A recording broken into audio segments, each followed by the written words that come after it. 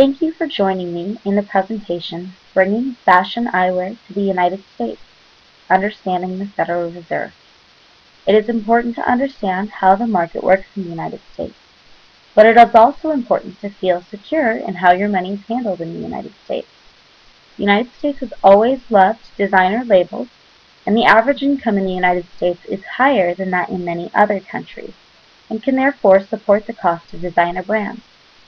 Other designer brands that began in other countries but have migrated to the United States have done very well.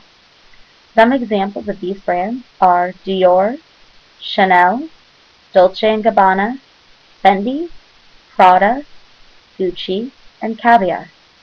Not only do citizens of the United States love designer brands, visitors of the United States also love designer brands. In recent years, the United States has seen a rise in tourism for the purpose of shopping. This could be a great benefit to your company.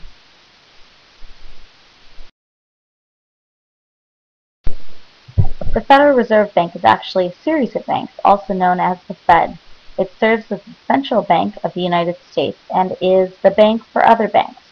There are 12 branches of the Federal Reserve Bank. The Federal Reserve Bank was created to create a more stable financial environment, as well as increase the safety and flexibility of the financial system.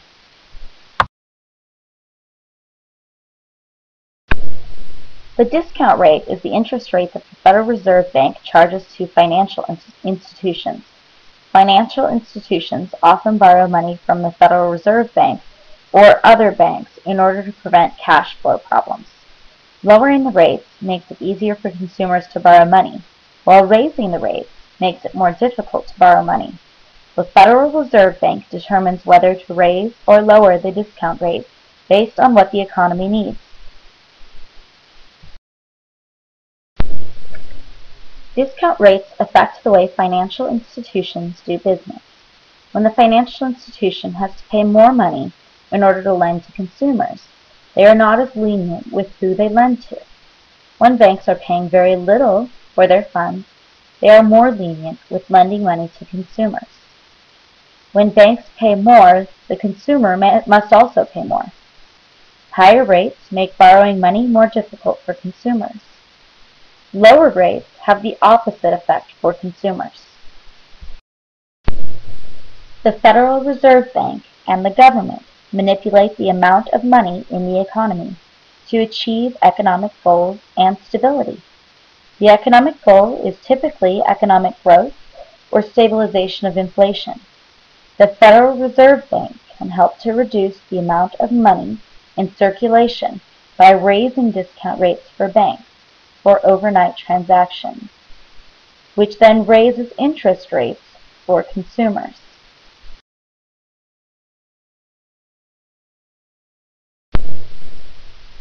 The money supply is controlled by monetary policy. Monetary policy uses interest rates to maintain the desired money supply within the economy. Lowering the interest rates helps to influence higher rates of lending.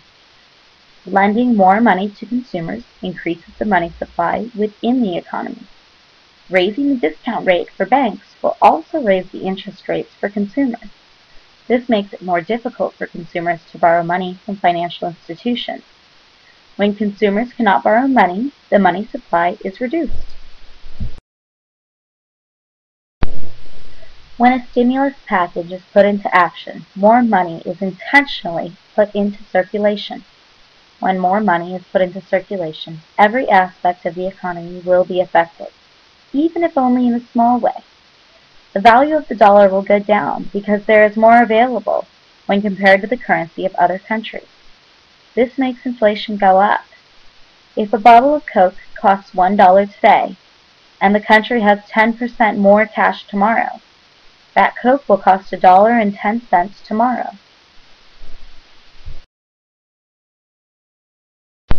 The money supply is the total amount of money within the economy.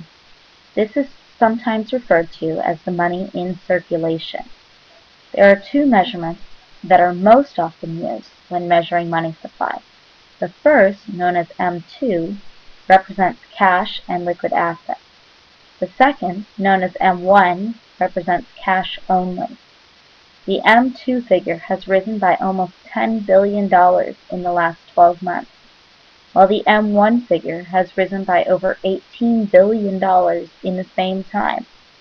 The money in circulation is drastically increasing and should be regulated quickly to avoid large inflation rates.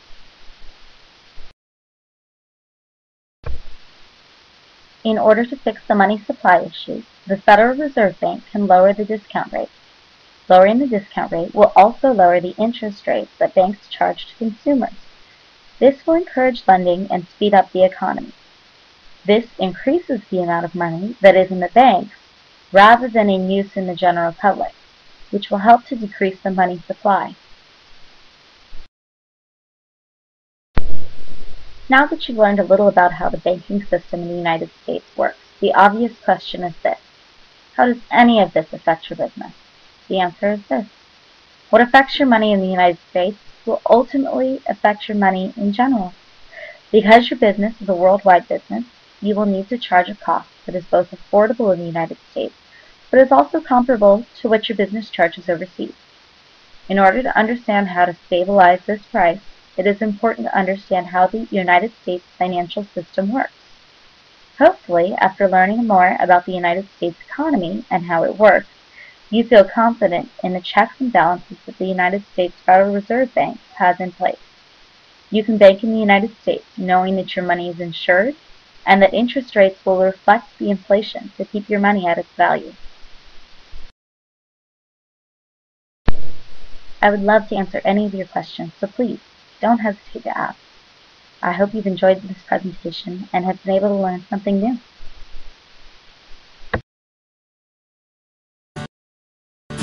It's something unpredictable, but in the end is right. I hope you had the time of your life.